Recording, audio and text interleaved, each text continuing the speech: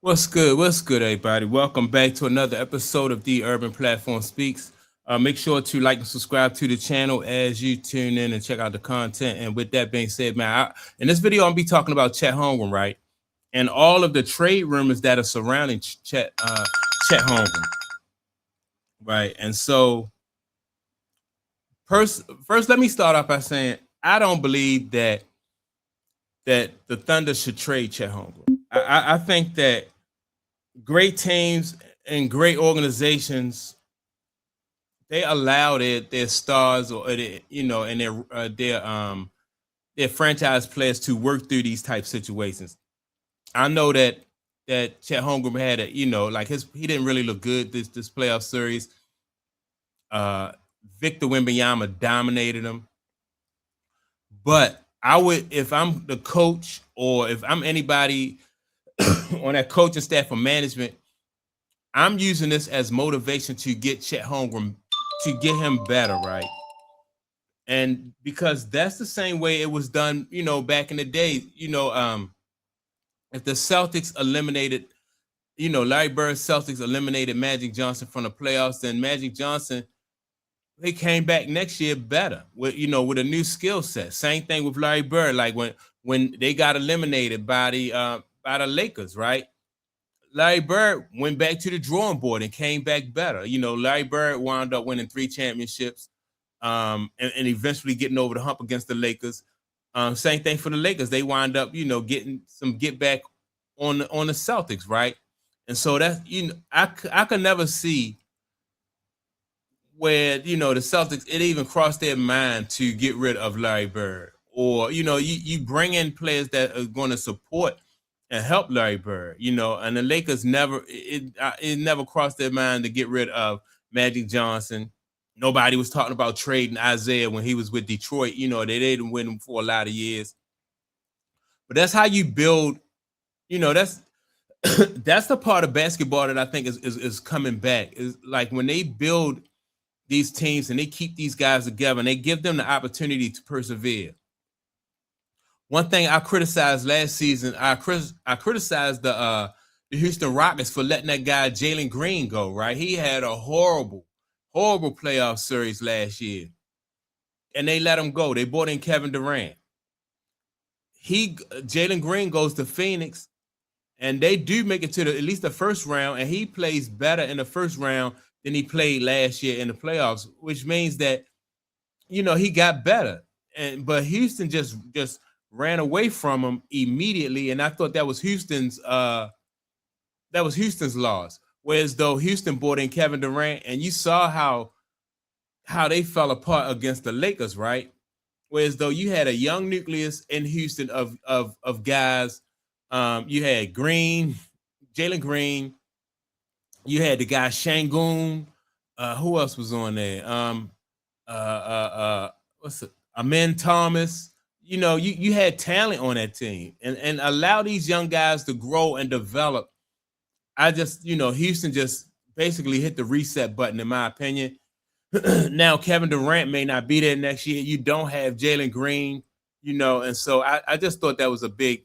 I hope that OKC don't make the same mistake that the Houston Rockets made last year, right? And so I was listening to the guy, what's his name, Scat from Scat Attack, and he had some things on about Chet Holmgren, and I'm gonna play the audio because I want to push back on some of what he said and tell you why I don't think that this team OKC should really get rid of Chet Holmgren. Well, lost in the ongoing continued humiliation of Shai Gilgeous-Alexander getting dragged all over the intrawebs following their 7-game ouster in the Western Conference Finals to the San Antonio Spurs. And all of the basketball watching world rejoicing in the fact that those Oklahoma City floppers were sent home early in this postseason has been Chet Holmgren and his 7-game humiliation ritual against Victor Wembanyama. And Chet, is still regretting the hell out of that under-18 trophy that he got against Vic all those years ago because, Wembanyama has taken that to heart. Many thanks to Prize Picks for sponsoring this video. All right, let me just say this, right? Like I said, like so Chet Holmgren beat he won some type of international game against Victor Wembanyama. Victor was salty about that, right? But the thing is, like I said, I'm using this if I'm a coach or somebody on that Thunder staff, I'm telling Chet Holmgren that because he got to level up anyway. Because had they even beat them, that still puts a target on their back, right? They have one championship. If they had to beat the Spurs, then that still would have put a target on his back, meaning that he got to still level up in order to maintain that championship swag, right? So I'm not getting rid of Chet Holmgren.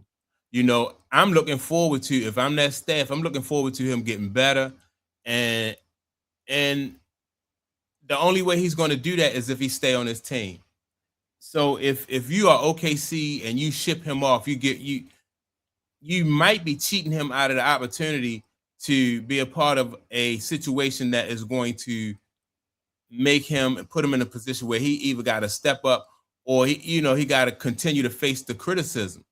Magic Johnson faced it early in his career. They called him Tragic Johnson. Michael Jordan faced it early in his career. They was like he couldn't win the big one. And all of that motivates. That's part of what goes into motivating great basketball players. So if I'm looking forward to that. If I'm on an OKC, I'm like, look, we could bring in some basketball players, but not. We could bring in other people that's going to support what we need and help us get over that hump. But I'm not getting rid of the key pieces on my team. I'm not getting rid of Shea. I'm not getting rid of Chet. I'm not getting rid of the guy Williams. And they got a deep team.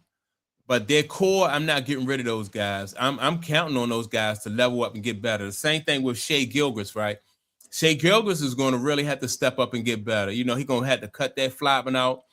He saw this year that it didn't work for him. So next, it's back to the drawing board. And that's all it is. It's going back to the drawing board, figuring out a way to beat, your nemesis. That's what, that's what championship basketball is all about. That's what great basketball is all about. And this right here, in my opinion, is going to be a test to see like how strong or what type of organization the Thunder are going to be. Are they going to be like the Rockets and basically get rid of Chet Holmgren and hit that reset button, which I think is stupid? Or are they going to be, a championship organization and allow this guy, Chet Holmgren, to, and everybody, not just Chet, all these guys on the team, just, this lead this nasty taste in their mouth, because this is what's going to happen. The Spurs are going to face some adversity too, but I bet you $3 nobody's going to talk about running Wembanyama out of San Antonio. It's just not going to happen. Their organization, because they have a winning tradition and they got Greg Popovich, he's still floating around the gym and stuff like that. That thought is not even going to cross, no matter what happens. And they're playing New York, and New York is going to give the Spurs, I think, everything that they want. And say the Spurs fall short. Nowhere in the world. It's back to the drawing board. Nowhere in the world you thinking about, we got to run Wemby out of here and maybe bring Giannis in and go get Zion. And no. Victor, because of his attitude and his mentality, he's going to get better. He's going to go back to the drawing board. And that's the same approach that Chet Holmgren got to have. And like I said, I'm putting so much pressure on Chet to get better and do his thing. It's already coming from from outside of the organization. Excuse me, from outside of the organization, from the fans and the media. They talking about moving him out of there, and and the fans are not pleased with his performance, and that's their right. That's also an opportunity for Chet Holmgren to be like, look, man, feel like he got something to prove. You as a athlete and a competitor, you don't want somebody to dominate you the way that Victor dominated him, and so you got Chet Holmgren. I don't know how tall he is. He probably like about 7'1". Victor is about 7'4", 7'5", right? So it's about a 3 to 4 inch difference. But Chet Holmgren just got to get it in his mind and be like, look, you're not going to be able to stop me. Ain't nothing you could do to stop me. I'm a 7-footer just like you're a 7-footer.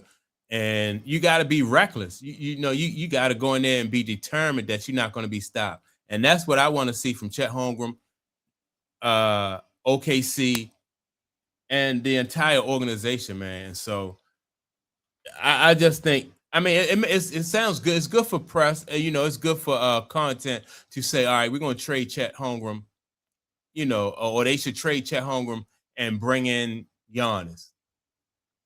If I can't add Giannis to Chet Holmgren, then I don't, because Giannis is up in age. I can't see anybody in the league that I want to trade Chet for, number one. And so if I can't add you to Chet Holmgren, then I don't want no parts of it. So that's my take on it. Make sure to like and subscribe. Also, don't forget to leave a comment. And with that being said, man, I'm going to check y'all out in the next video. Peace.